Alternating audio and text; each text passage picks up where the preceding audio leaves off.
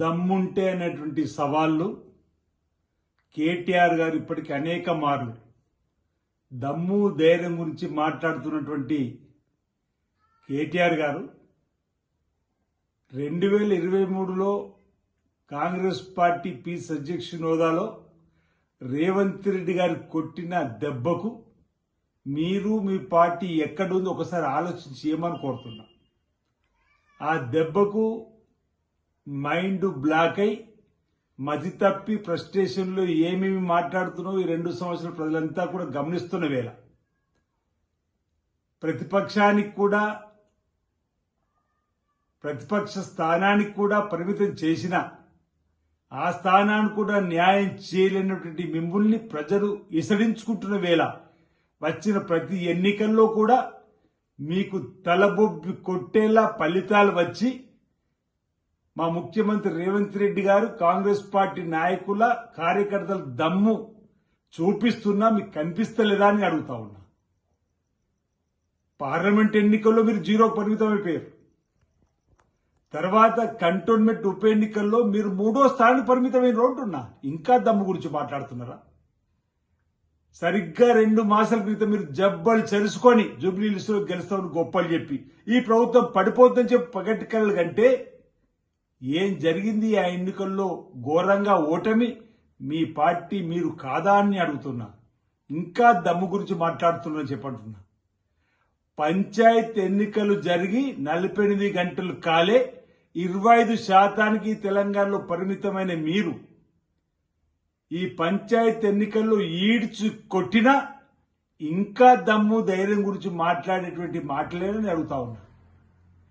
పిల్లక్కాకి ఏం తెలుసు ఉండేలు దెబ్బ అన్నట్టుగా ఈరోజు మీరు ఏదేదో ఊహల పల్లెకిల్లోకి వెళ్లి మాట్లాడుతున్నట్టు ఉంది తప్ప ఈ దమ్ము ధైర్యం మాట వాస్తవానికి మీ ఆత్మను పరిశీలించుకుంటూ కూడా రేవంత్ రెడ్డి గారు ముఖ్యమంత్రిగా పదవి స్వీకరించిన తర్వాత ప్రజా బాహుళ్యంలోకి పరిపాలన ద్వారా చొచ్చుకొని పోయి వచ్చిన ప్రతి ఎన్నికల్లో ఓట్ల శాతం పెంచుకుంటూ పోతుంటే బెంబేలెత్తిపోయి మళ్లీ రాబో ఎన్నికల్లో గెలుస్తామని చెప్పిన ఉత్తర కుమార ప్రగల్భాలు పలకడమే తప్ప మరోటి కాదనే మాట ఈ సందర్భంగా చెబుతూ ఆగండి 4 రోజులు స్థానిక సంస్థల ఎన్నికల్లో ఎంపీటీ జెడ్పీటీస్ వస్తే మీ పార్టీ పరిస్థితి మీకే అర్థమయ్యే విధంగా ఆనాడు కూడా కాంగ్రెస్ పార్టీ విధానాలు ప్రజా బాహుళ్యంలోకి చొచ్చుకుపోయినటువంటి ఫలితం మరోసారి మీరు చూస్తారు.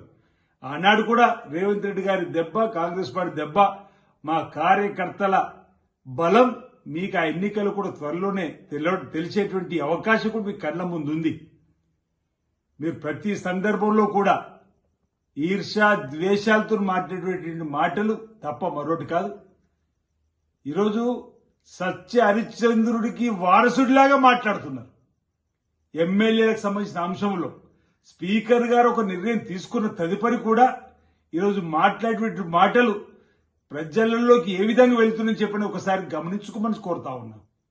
మెరిట్స్ ప్రకారం స్పీకర్ గారి దగ్గర ఉన్న ఆధారాలతో వారు తీర్పిస్తే ఆ తీర్పును కూడా తప్పుపట్టి వారిని కూడా వ్యక్తిగతంగా నిందించే కార్యక్రమం మా సీఎం గారికి ఏం సంబంధం లేకుండా సీఎం గారికి ఆ తీర్పుకు సంబంధం ఉందని చెప్పని ఈరోజు మీరు మాట్లాడేటువంటి మాటలు ఒకసారి ఆలోచన చేయవలసినటువంటి అవసరం ఉందన్నమాట. ఈ సందర్భంగా సీనియర్ నాయకులైనటువంటి పోచారం శ్రీనివాసరెడ్డి గారిని పట్టుకొని ఎంతెంత మాటలు ఆయన కుమారుడి వయసున్నటువంటి మీరు మాట్లాడే మాటలని అడుగుతున్నా.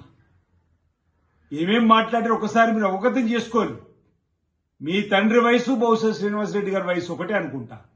ఈ విధంగా శ్రీహరి గారిని గురించి కూడా అదే విధంగా రకరకాల వారిని వ్యక్తిగతంగా నిందించడం మానుకోమని చెప్తున్నాం.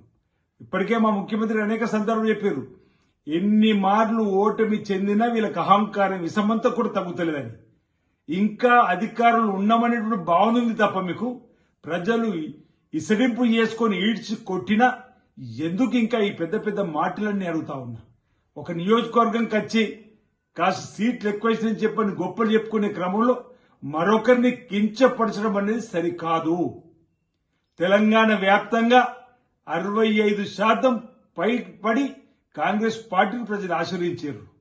ఈరోజు మీరు 25%కే పరిమితమైనటువంటి సందర్భం కనిపిస్తున్న వేళ ఈరోజు ప్రజా తీర్పును స్వాగతించి ముందుకు పోవాలి తప్ప దమ్ము ధైర్యం గురించి ఇంకే ఎందుకు మాట్లాడాల్సి వస్తుంది అనేది ఒకసారి గమనించుకోమని సందర్భం కోరుతూ మా రేవంత్ రెడ్డి గారి దమ్ము ఈ ప్రతి ఎన్నికల్లో మీకు కనిపించింది. కావాల్సిన కేసీఆర్ అడుగుతూ కూడా చెప్తారు